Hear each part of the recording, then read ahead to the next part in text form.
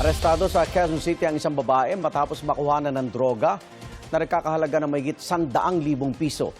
Bari itinanggi ng babae ang nagbebenta siya ng droga.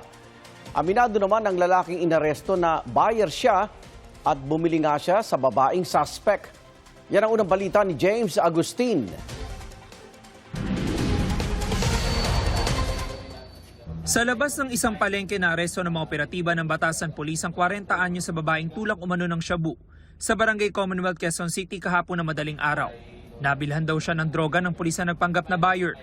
Inaresto rin ng 43 anyo sa lalaking parokyano niya. Nakatanggap po kami ng impormasyon na talamak ang bentahan ng babaeng to ng droga.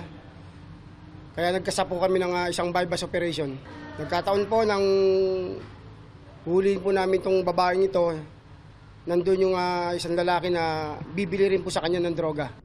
Nakuha mula sa mga sospek at 25 gramo ng shabu na nagkakahalaga ng 170,000 pesos. Inalam pa raw ng pulisya ang source ng droga. Ang area of operation po ng babaeng ito, dito po sa Quezon City, hanggang sa umaabot po siya dito sa area ng Montalban, Rizal o Rodriguez, at hanggang po sa Caloocan. At ang minimum na binibenta na itong babaeng ito ay sa 5 grams. Itinanggi ng babaeng sospek na nagbebenta siya ng droga.